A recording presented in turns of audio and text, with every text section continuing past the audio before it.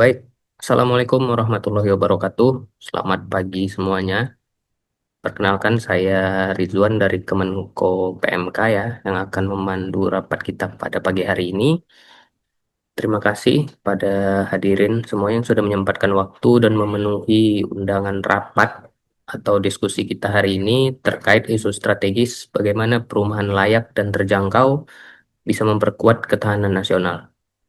Saya harap diskusi ini bukan hanya sekedar paparan ya, tapi juga outputnya itu yang terbaik bagi masyarakat.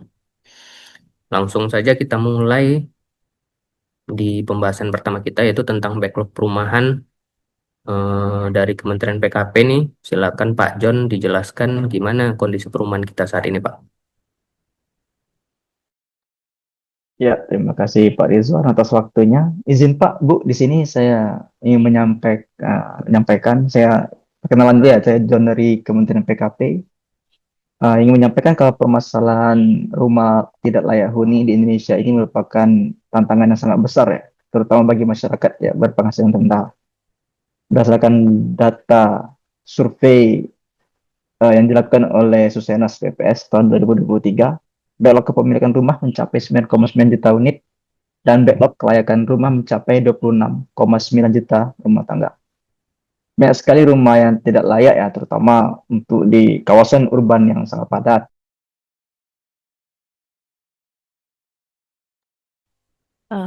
Izin menanggapi, Pak.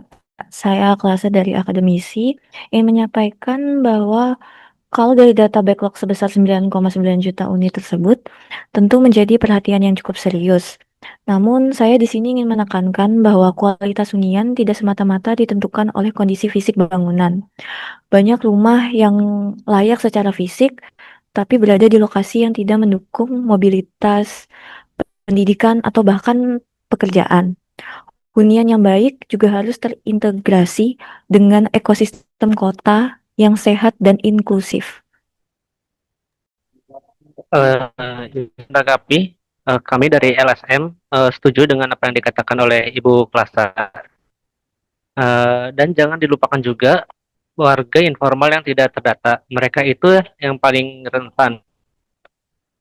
Warga informal yang saya maksud ini itu yaitu pekerja-pekerja non formal seperti pedagang kaki lima, buruh harian, atau tukang ojek yang tidak memiliki slip gaji dan sulit mengakses KPR. Nah, belum lagi juga yang tinggal di kawasan izin. Selain bantarannya atau laga, kalau kelompok ini tidak masuk dalam data resmi, mereka terus tertinggal dari program perumahan.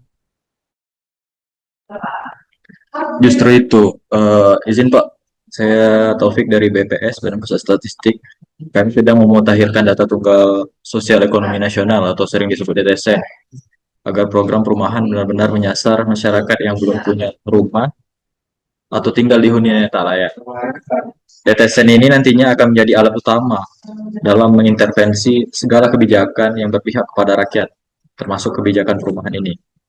Kami juga minta tolong ini, melalui forum resmi ini, Mas Irfan mewakili LSM, juga lembaga-lembaga terkait yang terlibat hari ini untuk membantu mengawal segala proses pendataan warga.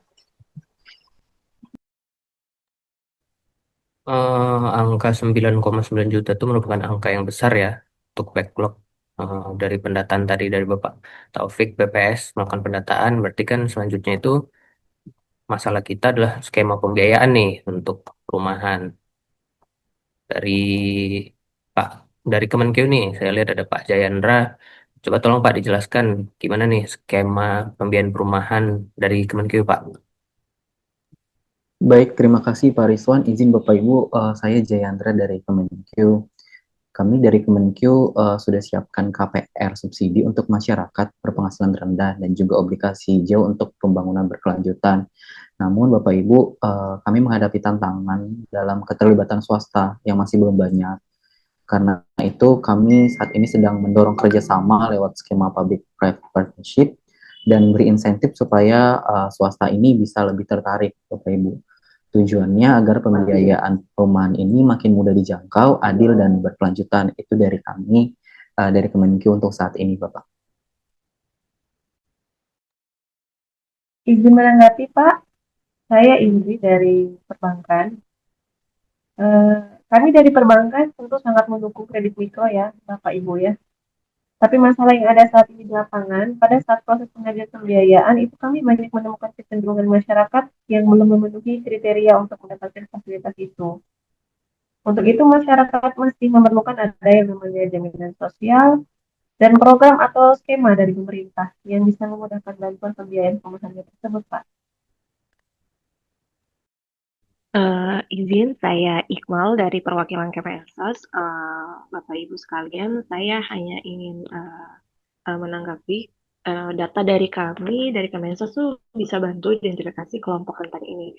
Namun saya minta dan memastikan kepada Bapak Ibu sekalian, program-program yang ada selaras dengan kondisi di lapangan. Jadi jangan sampai program-program ini tidak bisa dijangkau nih oleh masyarakat yang seharusnya menjadi target utama dari program ini.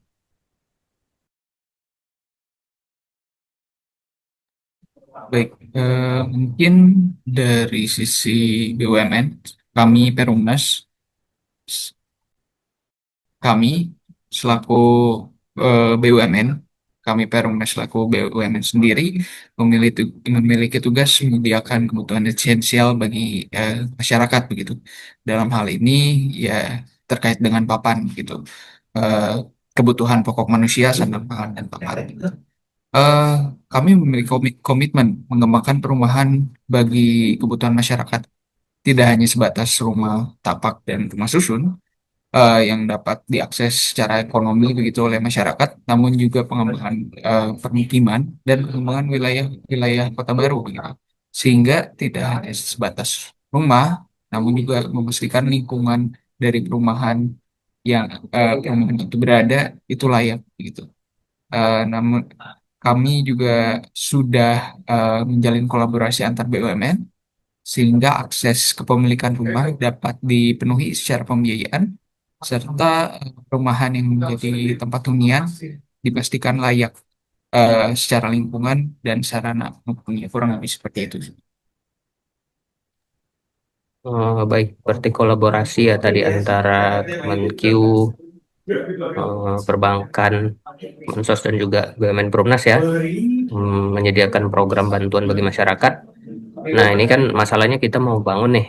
Ada kendala kita nih tentang pembebasan lahan nih. Dari Ibu Mia, Bu, dari ATR BPN, gimana nih Bu, masalah lahan Bu?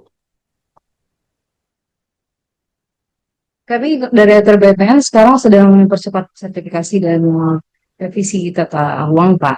Tapi memang permasalahan konflik lahan saat ini tuh memang masih susah. Betul. Saya juga selaku masyarakat setuju dengan apa yang disampaikan oleh Bu Mia karena di lapangan warga sebenarnya bingung, Pak. Ada sertifikat, tapi juga lahan masih kita segusur. Habis itu kadang kita juga was-was nih, ini lahan legal atau enggak. Real legalitas lahan ini memang butuh perhatian khusus sih, karena berkaitan juga dengan RT wilayah. Jadi kalau dari masyarakat sih, kita memang butuh kolaborasi antara masyarakat, pemerintah, dan swasta. Sama juga dalam hal perencanaan tata ruang dan juga status lahan. Nah, kami juga dari LSM itu merekomendasikan partisipasi warga dalam perencanaan tata ruang. Partisipasi warganya itu jangan cuma sekedar formalitas, nah, supaya keputusan yang dapat diambil itu benar-benar sesuai dengan kebutuhan masyarakat dan bisa diterima dan juga diterapkan di lapangan. Juga jangan lupa dampak sosial dari adanya relokasi ya. Soalnya relokasi diharapkan bukan hanya sekedar pemindahan fisik, tapi juga transformasi ruang hidup. Banyak keluarga yang kehilangan jaringan sosial. Oleh karena itu, proses relokasi harus didahului oleh kajian sosial agar nantinya tidak menimbulkan disrupsi terhadap struktur sosial, mata pencarian, dan akses layanan dasar masyarakat terdampak. Baik, terima kasih atas semua saran. Akan kami tampung dan segera kita lakukan mediasi. Ternyata banyak ya, masih PR kita nih untuk mensejahterakan rakyat ya. Nah, saya mau minta pendapat nih dari Bapak Ibu sekalian, gimana nih kontribusi hunian layak pada ketahanan nasional nih Gimana dari Bapak Ibu? Ya, mungkin dari BPS, Pak, ketahanan nasional dimulai dari ketahanan keluarga. Sekali lagi, kami Badan Pusat Statistik menegaskan sesuai amanat Bapak Presiden Prabowo melalui lembaga kami untuk bantu dengan data akurat agar subsidi rumah seperti LPP dan PSPS tepat sasaran. Mungkin itu saja sih Pak dari BSPS, dari BPS. Izin menambahkan, saya setuju banget sih dengan apa yang disampaikan oleh Pak Taufik. Maka dari itu kolaborasi kita ya Pak antara Kemensos dan BPS melalui DTSN harus jadi jembatan agar bantuan benar-benar sampai ke pihak yang membutuhkan. Karena saya yakin sih ketenangan dan stabilitas keluarga tuh merupakan salah satu fondasi dasar ketahanan negara kita. Ya, saya sangat setuju dengan apa yang Bapak dan Ibu sampaikan tadi ya. Hal ini juga selaras dengan apa yang Bapak Presiden amanahkan kepada kami Kementerian PKP, yaitu membangun rumah secara gotong royong, yaitu kerjasama antar beberapa pihak. Di Kementerian PKP sendiri telah berjalan program-program ya, seperti subsidi selisih bunga, subsidi bantuan uang muka perumahan, bantuan pembiayaan perumahan berbasis tabungan, FLPP, dan juga BSPS, seperti apa yang disebutkan oleh Bapak Taufik tadi ya. Selain itu, di Kementerian PKP ini ada juga karpet merah untuk rakyat, Pak. Jadi kebijakannya itu memudahkan dan memberikan dukungan kepada masyarakat, terutama masyarakat MBR berpenghasilan rendah, di mana kebijakan itu seperti pembebasan biaya BPHTB dan juga ada PBG gratis, Pak. Jadi di situ kalau yang mau mengurus PBG untuk masyarakat itu bisa gratis, bahkan bisa cepat ya. Dan karena itu kepada Bapak Ibu sekalian mohon kerjasamanya. Jadi harapannya nanti ini kita ini membangun itu enggak hanya secara fisiknya saja, tetapi pembangunan itu berbasis dengan semangat gotong royong. Jadi dari Kementerian PKP udah ada merencanakan program bantuan ya Pak, dari misalnya dari Ya, PSPS dan FLPP ya. Itu diharapkan Pak, semoga programnya itu tepat sasaran, jalan lancar. Tolong Pak dipantau terus tuh Pak programnya Pak. Jadi saya bisa simpulkan ya dari rapat kita pagi hari ini bahwa penyediaan rumah layak dan terjangkau bukan sekedar urusan teknis ya, melainkan strategi kita untuk membangun ketahanan nasional melalui kolaborasi, sinergi antar kementerian, lembaga swasta dan masyarakat. Diharapkan kita dapat menjawab tantangan kita itu tadi, backlog perumahan, pembiayaan dan juga legalitas lahan. Karena hunian yang aman dan sehat selain memperkuat stabilitas sosial juga memperkuat nilai bela negara dan mencerminkan wawasan kebangsaan yang inklusif dan berkeadilan. Apalagi di tengah isu kontemporer seperti urbanisasi dan ketimpangan, kolaborasi kita ini lintas sektor menjadi kunci untuk mewujudkan Indonesia yang tangguh. Mungkin itu aja rapat kita pagi hari ini ya Bapak Ibu. Terima kasih atas kehadirannya. Eh, Salam sehat. Assalamualaikum warahmatullahi wabarakatuh. Selamat pagi semuanya. Warahmatullahi wabarakatuh. Baik, terima kasih Bapak. Terima kasih. Terima kasih semuanya. Terima kasih.